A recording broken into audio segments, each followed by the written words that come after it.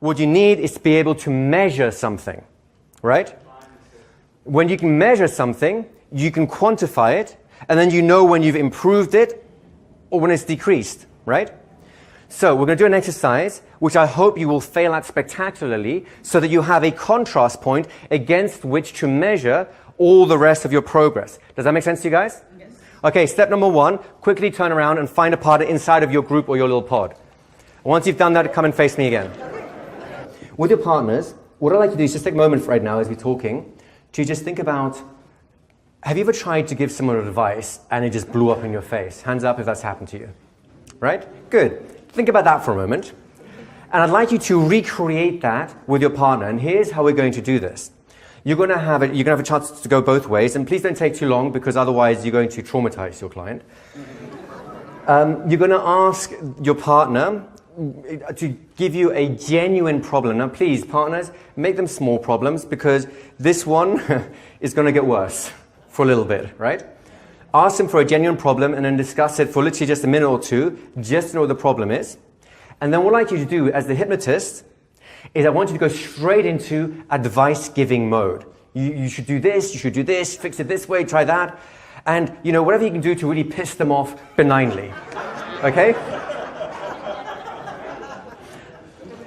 And then you're going to go both ways so that, you know, you get the chance to have some revenge. And then we'll come back and we'll see what we can do with that. Sound good to you guys? All right, just about a minute each, so not too long. Off you go. So you guys enjoy yourself? Yes? You're either sadist or masochist or both, right? Because, let's face it, how well did that advice giving work?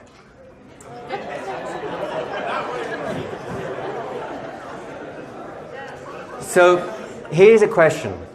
Guys, here's an important question.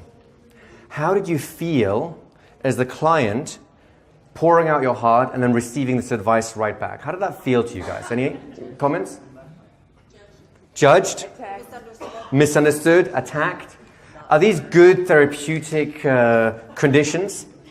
No, right? So then, let's go to some of the more old school therapeutic styles and see how that works, shall we? Okay. So, what's the old world or old school therapeutic style? Client comes in with a problem, and you go, oh, you poor dear. Oh. And then you give advice, right? So try that. Off you go. So, how did that go? Better? No? Worse, right? It's just annoying, right? So, I remember, how long is it now? Something close to 20 years ago, my grandmother died. She had cancer, so it was quite a traumatic event for us. And we had a really good neighborhood, so, you know, very close neighbors. And of course, when they heard the news, they all came around and said, oh, we're so sorry, and it's terrible. And at first, you know, it's kind of nice having some sympathy. But after a week, Christ almighty, I was going crazy. I ended up having to leave to hang out with my friends at university because I couldn't take their sympathy anymore. I was drowning in their sympathy. Because what does sympathy do? It disempowers you. It says, you are broken, you can't help yourself, you're screwed. And I'm going to look down on you from up here saying, that sucks.